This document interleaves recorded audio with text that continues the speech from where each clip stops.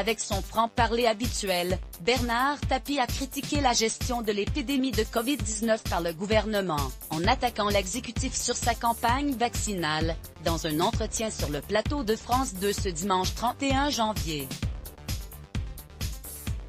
À propos de Toujours aussi cash.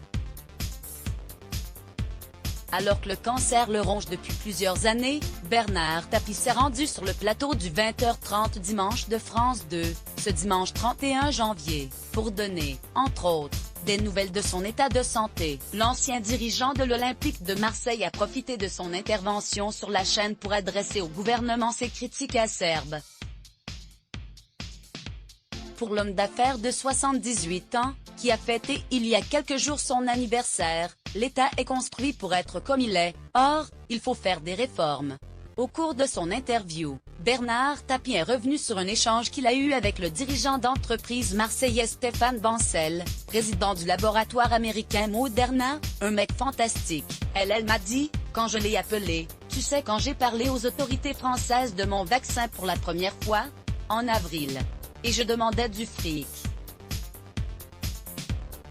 Ils ne m'ont même pas répondu, raconte Bernard Tapie, la voix cassée par la maladie.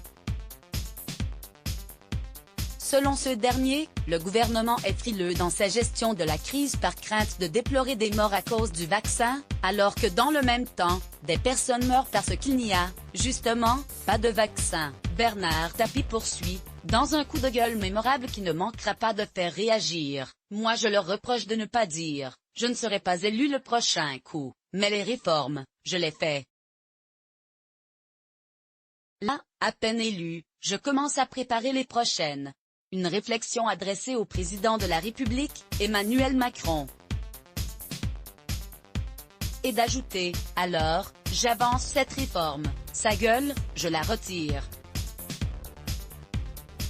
Et on ne fait rien.